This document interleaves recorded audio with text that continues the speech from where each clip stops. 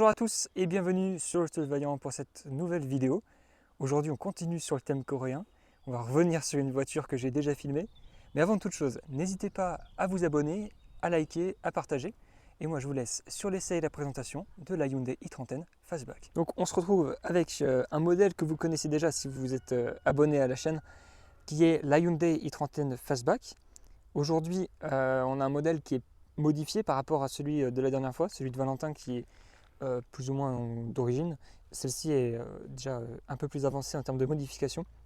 On va commencer par l'avant, comme d'habitude. Donc le propriétaire est avec nous. Il ne souhaite pas apparaître à la caméra, mais on va pouvoir profiter de ses commentaires au cours de la vidéo. Donc bon, déjà je te remercie pour l'opportunité de filmer une nouvelle i30N Fastback, mais cette fois-ci un peu plus modifiée. Avec plaisir. Et puis bon, on va parler un peu de la face avant. Je vois que tu as déjà modifié au niveau des anti-brouillards, la couleur de... Moi j'aime beaucoup en tout cas, alors, c'est une voiture que j'ai déjà eu l'occasion de voir plusieurs fois et c'est un détail que j'aime bien. Donc est-ce que la ligne aussi, le petit liseré rouge, est-ce qu'il est d'origine aussi? Le liseré rouge est d'origine, effectivement. D'ailleurs, il peut s'acheter séparément, mais uniquement en Australie. Si on le casse, ça coûte assez cher. Ah d'accord, il faut faire attention. Ça se remplace, mais effectivement, oui, il est d'origine. Ouais. Et les petites LED jaunes, c'est uniquement un petit film qui est posé dessus. Et ouais, effectivement, ça me... En fait, je pense que c'est la couleur de la voiture qui fait que ça passe bien. Parce qu'on a un gris un peu nardo. Effectivement, il n'a pas la même couleur quand ils Ouais. sont éteints et quand ils sont allumés, parce que D'accord. les LED sont un petit peu bleutés. Ouais. Donc ça fait un petit côté un peu plus vert fluo. Enfin, D'accord. ça tire un peu plus sur le jaune fluo vert que là, un jaune un peu plus chaud, on va dire, que ce que je voulais à la base. Ouais. C'est sympa, les petits détails aussi dans l'optique de phare. Voilà. C'est presque un peu comme des... Ça fait penser aux Angel un peu de BMW. Ça ressort bien, en fait, ça fait un peu technologique aussi, c'est sympa. Donc est-ce que tu es en LED ou c'est comment? C'est tout du LED dessus, oui. Ok, quelle année du coup cette Fastback? Alors celle-ci, elle date de septembre 2020. Ouais. C'est un modèle qui est sorti, le modèle Fastback en lui-même est sorti en 2019, si je dis pas de bêtises. Donc celle-là, elle date de 2020. Et du coup, donc, les modifications qui ont été apportées au modèle Fastback en termes de suspension, de moteur, etc., ont également été transférés sur les Hyundai Hatchback, enfin Ouais. les i30N Hatchback, qui sont sortis à partir de ce moment-là également. Donc les suspensions sont un petit peu plus souples. On a également sur celle-ci, c'est une modèle avec un filtre catalytique, enfin avec un pot catalytique, alors que les premiers modèles qui sont sortis n'avaient pas de filtre catalytique et donc on fait un petit peu plus de décibels sur la route. Ouais. Donc celle-ci on est équipé par contre.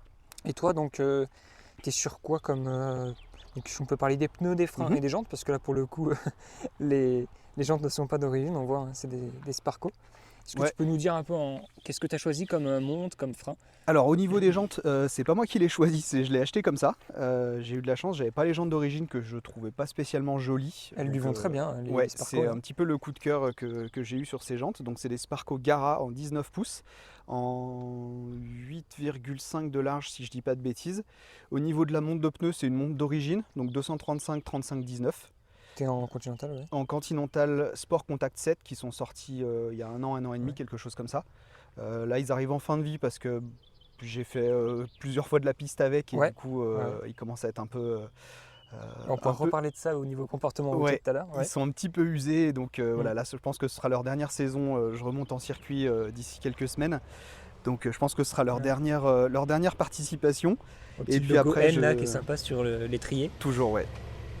Et je pense que la prochaine fois, je repartirai soit sur les mêmes, soit sur les nouveaux Pirelli P0, qui visiblement ont fait beaucoup de progrès techniques et qui sont plus compétitifs, enfin qui sont compétitifs avec ces pneus-là. Et donc pour tes freins, tu viens de modifier les disques, c'est ça? Ouais, alors c'est... Enfin de changer. Ouais, effectivement, donc je suis parti sur du Brembo, basique on va dire, j'ai pas pris des freins ventilés, percés ou quoi que ce soit. C'est des freins qui sont très efficaces, mais après voilà, sans fioriture ou quoi que ce soit. Et les plaquettes, c'est du Ferrodo DS 2500. Ok. On va gagner un petit peu d'endurance par rapport à l'origine. Ensuite, on a la petite jupe latérale qui est signée N au bout. Ouais. C'est qui sympa, n'est pas d'origine par contre celui-ci. Tu l'as rajouté? C'est pas moi, mais effectivement il n'est pas d'origine. D'origine c'est un logo creux en plastique. C'est un script, c'est ça. Et non, c'est sympa parce que les petits logos apparaissent un peu partout sur la voiture. Ça donne une identité. Que sur l'arrière, on a le petit logo, de petit sticker Nürburgring, donc ça c'est cool. parce elle a roulé dessus, parce que ça porte malheur si on n'a pas roulé dessus de mettre Ah le non, sticker. mais je l'aurais jamais mis si j'avais pas roulé dessus. Et puis le petit fastback en noir. Alors, est-ce que d'origine les logos sont noirs ou est-ce que c'est Non, ils sont modifié? argentés et également il y a un petit logo i30 qui est à gauche Ok. du coffre, pardon. Donc, Pareil, qui a été débadgé. Ouais. retiré, ouais. Enfin, tu as Hyundai pardon, qui est à Ouais. gauche et tu as i30N à droite. Et donc là, il n'y a plus le Hyundai, plus le i30. D'accord. On a cet arrière un peu plongeant comme ça, on le voit mieux quand on est sur le profil. Comme je le disais, sur celle de Valentin, elle ressemble un peu à la CLA, Ah oui, carrément. qui est un peu la seule voiture à mettre en rapport avec celle-ci, parce que je vois plus trop d'espèces de, comment on appelle ça là, de fastback en fait, tout simplement, hein, parce que c'est un coupé mais 5 portes, donc c'est un peu particulier Ouais. comme voiture. Et c'est pour ça que la seule voiture à laquelle je pense, c'est la Mercedes CLA. Avec, ici c'est sympathique, un petit béquet hein, qui ressemble à un ducktail, quoi, avec cet ajout noir qui vient lui donner un air plus agressif. Et voilà, est-ce que tout est d'origine là-dessus? Ouais, tout est Ouais. d'origine, à savoir également que le petit béquet noir ici, il est typique des N, c'est-à-dire qu'elles existent aussi les fastback en Oui. mode N-line. Oui, Donc les pare-chocs avant, les jupes latérales Plus ou et les moins pare-chocs similaires. arrière sont quasiment les mêmes. La différence, c'est qu'on a les deux sorties d'échappement à l'arrière sur les N, alors qu'on n'en a qu'une seule sur les N-line. Et également, l'aileron en noir ici n'existe pas sur les N-line. C'est un béquet couleur carrosserie d'accord. qui est moins proéminent que celui-ci.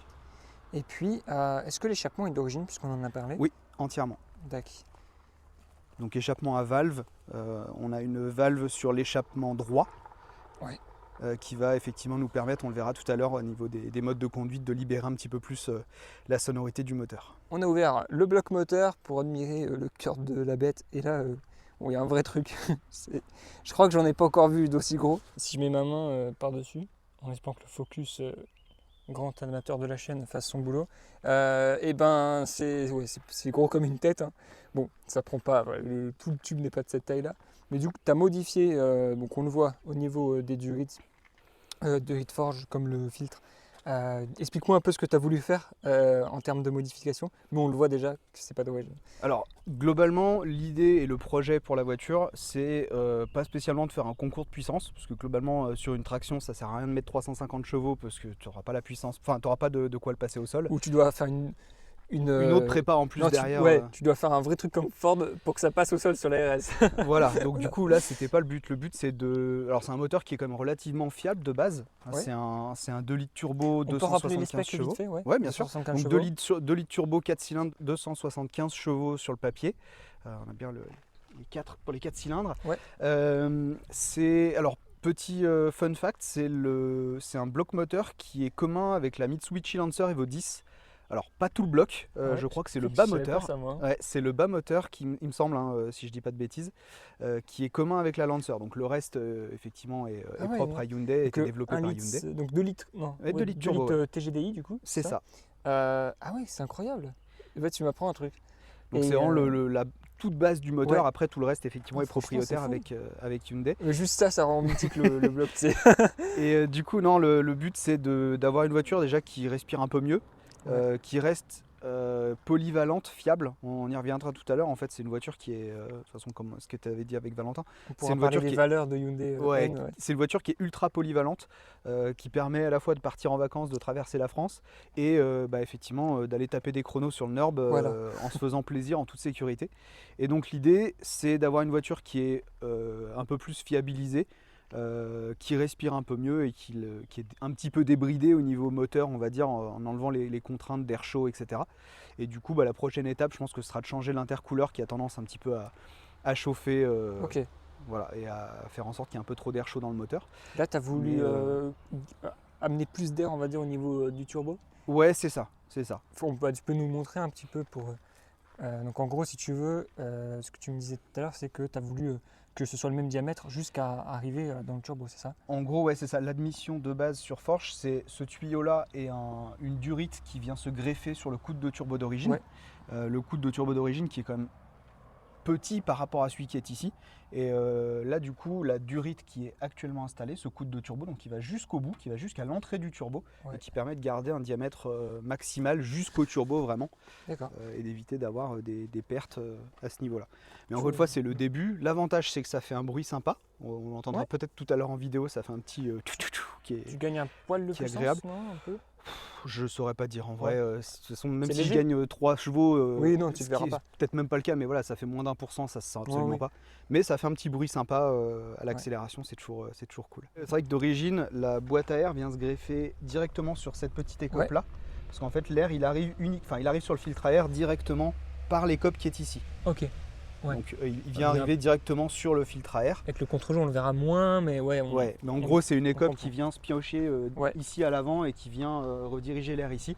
Donc en fait on n'a pas l'air qui passe dans le radiateur avant d'arriver au filtre. C'est de l'air quand même qui arrive directement, et quand on roule, du coup l'arrivée d'air frais se fait quand même pas trop mal. C'est bien, c'est optimisé. Ouais. Petite présentation du coffre qui est différent de celle qu'on a filmée la dernière fois. Donc comme tu me le disais, c'est un modèle qui n'est pas français. Tout à fait. Tu me disais belge, c'est ça? Belge ou allemande, je sais plus. Je l'ai acheté à l'étranger en tout cas. Ce qui m'intéressait dans ces modèles-là, c'est qu'en fait, il y a des équipements qu'on ne retrouve pas sur les modèles français. C'est le cas aussi, même sur des Renault. Il y a des options en Allemagne qu'on n'a pas en France. Dont cette barre. Dont cette barre, effectivement, anti-rapprochement dans le coffre. Alors qui peut paraître gênante, mais déjà de base dans le coffre. Elle est foutue au fond, donc de toute façon. Voilà, elle est foutue dans le coffre, elle t'enlève pas de volume. Et si jamais tu as besoin de charger quelque chose de lourd, tu peux la dévisser, tu as directement des vis, tu peux l'enlever et charger ce que tu veux derrière. Et sol qui est beaucoup plus bas, ce qui fait que tu peux charger des volumes un peu plus importants. C'est ça. Alors l'inconvénient, c'est qu'on a ici le coffre qui se rétrécit vachement, donc du coup ça freine un petit peu par rapport à des voitures comme des Civic ou des choses comme ça. Il y a vraiment une ouverture très grande. Ceci dit, on veut dire pour une voiture avec 5 places, c'est quand même pas... c'est pas nul, quoi. Tu peux rentrer des valises, quoi. J'ai pu partir en vacances à 4 ou 5 sans aucun problème. On était chargé, mais il n'y avait pas de bagages à l'intérieur. Ah oui, d'accord. Donc c'est bien. Oui, non, c'est cool. très très bien. Petite présentation de l'intérieur, avec ici, déjà, je le vois d'ici, pas mal d'Alcantara.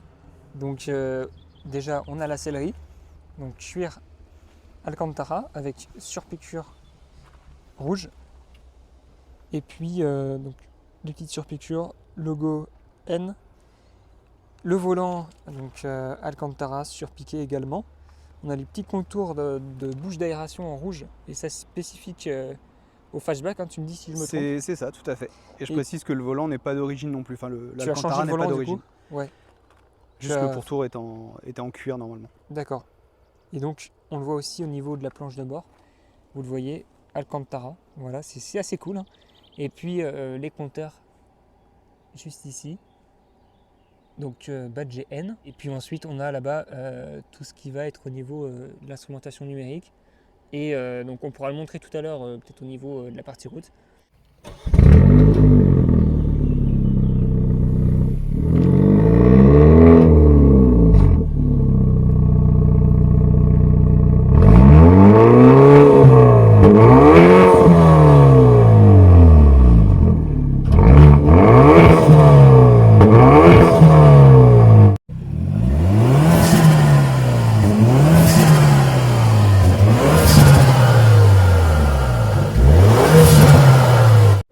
On se retrouve à bord de l'i30N Fastback, seconde fois pour moi, mais voilà, je vais pouvoir vous faire part un petit peu de ce que je vais ressentir aujourd'hui, comme c'est la deuxième fois. Je vais pouvoir rechercher un peu plus de précision dans mon analyse, dans l'aspect sportif du véhicule.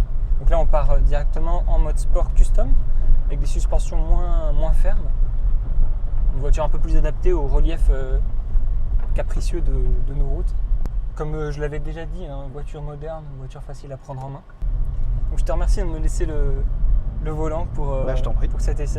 Magnifique panorama, c'est vraiment splendide. Mais ça va, en fait, ça se prend super bien en main, le gabarit n'est pas impressionnant. Après, comme je le disais par rapport à l'i20N, c'est quand même un petit peu plus aseptisé parce que je pense que c'est quand même... Et tu as le pointe automatique dessus? Ouais. Ok.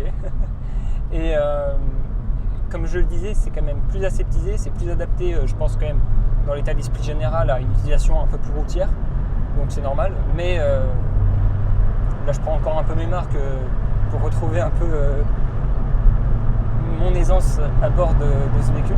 En fait, on arrive très très vite sur des vitesses réglementaires et on s'en rend pas trop compte. Après, là, on est en descente, donc il y a moins de sensations, ça se fait plus facilement. La direction est assez lourde, assez précise.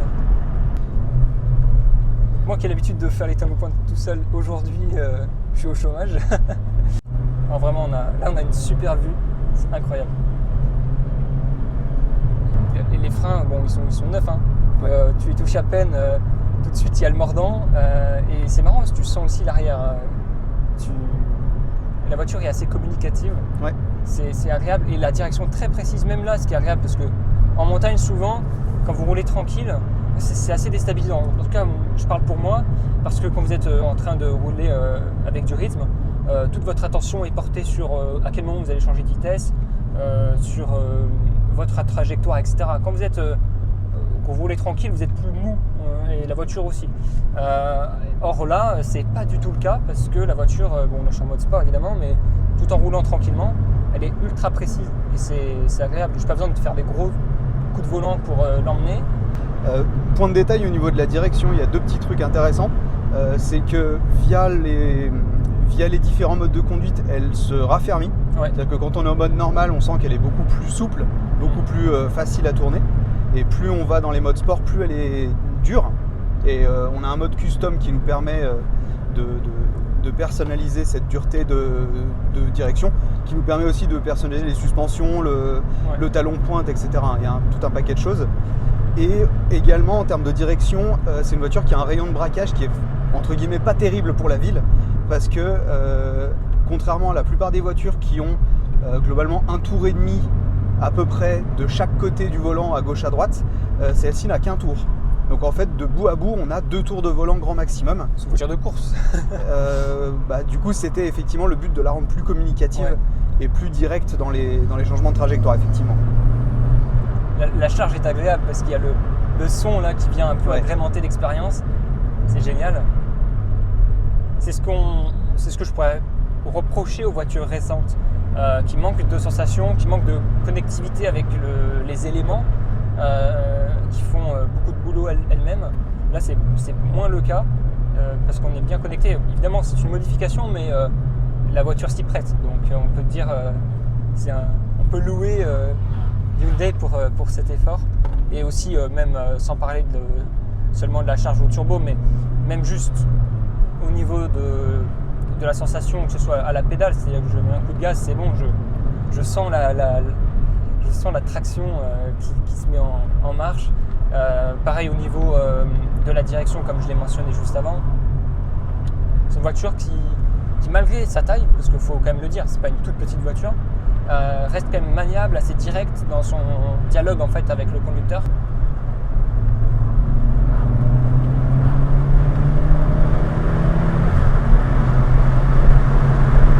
Déjà ça réagit vachement bien.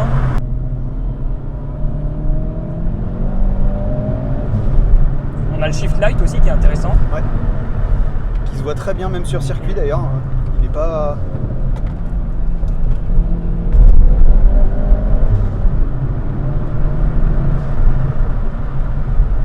C'est pas le plus flashy ou le plus esthétique, mais en tout cas il fait bien le job. L'arrière est très bien relié à l'avant, il n'y a pas de surprise. Je sais pas si tu as déjà eu un peu l'impression de perdre l'arrière, mais là je le sens bien connecté. La seule fois où je l'ai perdu l'arrière, c'était aux normes, mais j'étais à 180 et j'ai lâché l'accélérateur en virage. Donc là je l'ai un tout petit peu perdu, mais ça s'est repris tout seul. C'est une voiture en fait qui est hyper saine. C'est-à-dire que c'est pas la plus efficace, c'est pas celle avec laquelle vous allez pouvoir faire des records du monde. Et encore qu'un meilleur pilote sur cette voiture fera toujours mieux qu'un pilote moyen sur une Type R ou une Mégane RS. Mais la philosophie de la voiture, c'est pas de faire des records de vitesse ou quoi, c'est juste de pouvoir s'amuser sur piste de façon saine. C'est une voiture qui est très équilibrée de base, qui est efficace. Elle perd pas les freins au bout de 3 km.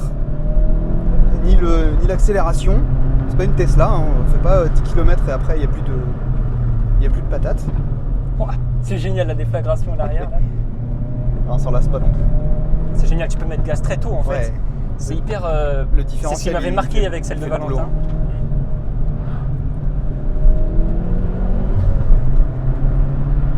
Malgré le fait que ce soit un turbo, tu peux l'emmener un minimum dans les tours, ce qui est pas mal parce que la Golf 8 GTI Club Sport, pour que la boîte de vitesse automatique soit bien à l'aise, il fallait vraiment passer dans une plage assez précise. Ouais. Là, ça laisse quand même un peu la possibilité de se faire plaisir.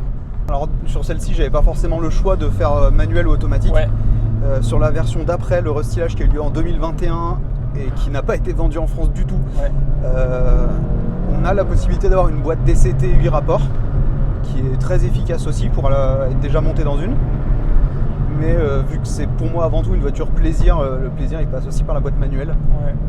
La direction, comme je le disais sur la i20N, hein, la précision du train avant aussi. Les déflagrations à l'arrière, c'est super cool.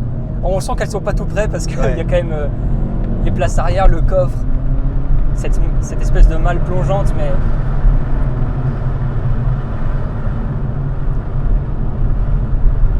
la tenue de route est phénoménale. En fait, c'est fou parce que moi, je trouve que la voiture est pas si petite que ça. Donc finalement, pour la taille, elle est quand même vachement maniable, vachement plaçable. Et même là, dans la courbe, même avec des pneus un peu usés, en fait, c'est fou parce que c'est un pouce au crime cette voiture. Oui. C'est fou. La traction, j'ai presque l'impression d'avoir une 4 roues motrices. Hein. Il n'y a pas de Avec perte le d'adhérence. différentiel, ouais, elle s'ouvre très très peu. Il faut vraiment y aller. En fait, il faut la pousser exprès à l'erreur pour avoir du sous-virage. C'est-à-dire, vraiment, c'est envoyer du gaz quand la route est mouillée ou ce genre de truc.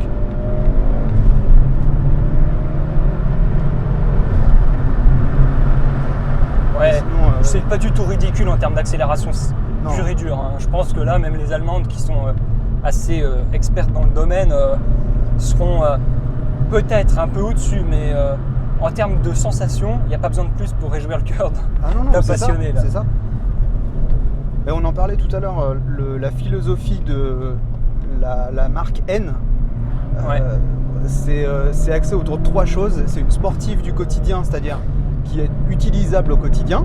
Donc moi, c'est ma seule voiture, hein. Je peux aller faire les courses, Ouais. partir en vacances et amener mes chiens à l'arrière. C'est l'agilité dans les virages. Ouais. Et, Bon, voilà. les gaz, ils sont vachement sensibles en fait. Voilà, donc là, le niveau agilité, c'est plus approuvé. Ah non, vraiment. Et après, c'est la possibilité de rouler sur piste. Donc, Oui, clairement. c'est une voiture. Je garde toujours en tête une anecdote de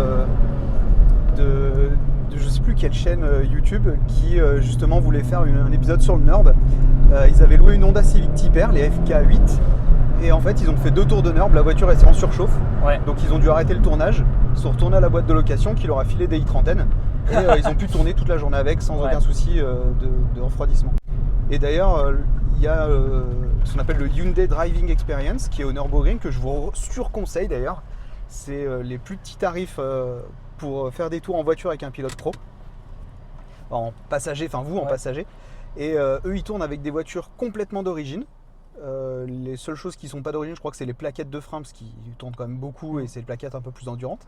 Mais c'est des pneus été, des voitures d'origine, et ils tournent toute la journée avec. Ok. Ils font 50-60 tours par jour avec des gens en passager. Et pour vous donner un ordre d'idée, je ne l'ai pas chronométré exactement, mais en regardant la vidéo, globalement il tourne en 8 minutes 30 le pilote.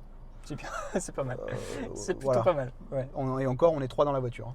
Ah oui, oui, c'est vrai. Voilà. Donc, par contre, c'était avec la version restylée en boîte auto. Est-ce que si tu me passes la caméra, on peut montrer un peu les modes de conduite? Bien sûr. On va parler un petit peu des modes de conduite, de la gestion des réglages, châssis, moteur. Est-ce que tu peux nous présenter ça un peu rapidement, tu vois, Ouais, pas de histoire qu'on souci. fasse le tour? Donc en gros ici on est sur le mode qui détaille les fonctionnalités du mode N. Donc ça permet à la suite de la montée qu'on vient de faire par exemple de consulter, alors en temps réel ici bien évidemment sur l'écran, mais si on rentre dans chacun des menus, ça nous permet d'afficher le pourcent, enfin la vitesse, enfin la pression du turbo pardon, et la vitesse qui a été atteinte à ce moment-là en précision pour voir que là effectivement on était au maximum un paquet de fois. Pareil pour la puissance et le couple, d'accord. Donc là ici on est à 280 PS maximum, 400 Nm maximum de couple pour l'instant. À savoir que c'est pas comme sur les GTR, hein. Si je monte le couple via une reprog, ça ne modifiera pas ici malheureusement. Ok. On a un G-meter qui nous permet de voir ce qu'on a fait en termes d'accélération et de freinage et de G latéraux. D'accord, pareil encore une fois avec les puissances. Donc là on est monté à quasiment 1,5 G en latéral. Et après on a également un chronomètre qui nous permet de mesurer nos temps autour, d'accord, donc qui est contrôlable directement depuis le volant. Et également, si on le souhaite, un timer pour l'accélération et qu'on peut paramétrer pour voir de 0 à 100, 110, 120. C'est voilà. génial. On pourrait même l'utiliser, tu vois, dans une vidéo YouTube pour on pourrait, tout à fait. Et dernier point, c'est le mode custom, donc qui va nous permettre de paramétrer en fait.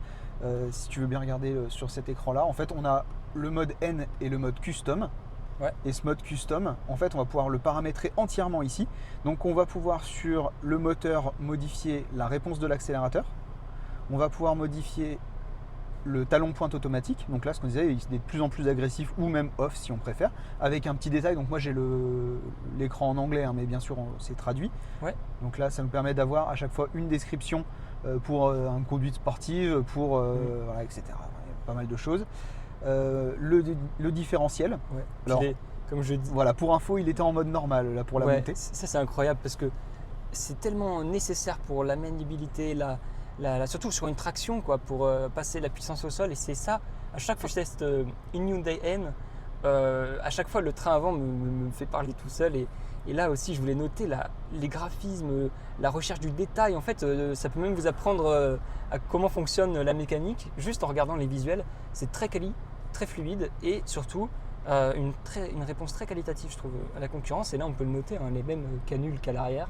Donc voilà, ça c'est pour le moteur. Et au niveau du châssis, on peut régler la dureté de la suspension, la rigidité de la direction qu'on disait tout à l'heure, et le traction control. Et le contrôle de stabilité. Ouais. Et on peut exceptionnellement d'ailleurs sur des voitures où souvent il y a un reste de stability control qui reste activé. Ici, on peut complètement le désactiver. Donc là, tu peux limite le mettre en travers. Et là, effectivement, je peux la mettre en travers. Et du coup, on n'a plus de contrôle de la voiture sur les freins, etc. Si tu fais du rallye avec, en fait, tu peux l'enlever et avoir une voiture ultra genre. Concrètement, oui. Après, personnellement, je ne me suis pas amusé avec cette ESC, sachant que tu peux aussi l'enlever par le bouton qui est ici. Ouais. D'accord. Si je le laisse appuyer, ça va s'enlever automatiquement au bout d'un moment. On se retrouve pour conclure cette vidéo. Donc, comme je l'avais déjà dit pour la première, c'est un modèle ultra déjà performant, polyvalent.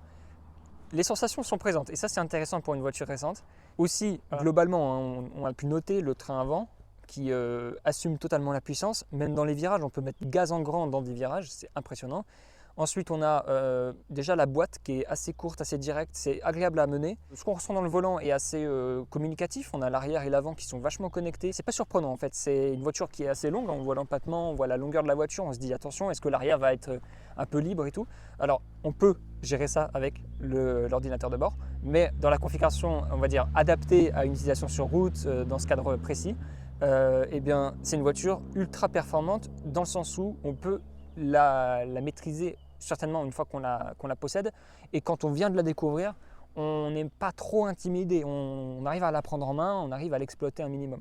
J'ai testé il y a moins d'une semaine la Toyota Yaris GR de 2024, donc phase 2 en 300 chevaux, et pour le coup, c'est une grosse différence. Évidemment, ça c'est une voiture qui a 15 chevaux de moins, qui n'a pas la même non plus mentalité, mais il faut le dire, une Yaris GR c'est absolument inexploitable sur route. On peut la maîtriser plus ou moins, mais on n'arrivera jamais à aller jusqu'au bout de son potentiel. L'avantage de cette voiture, c'est qu'elle vous satisfait.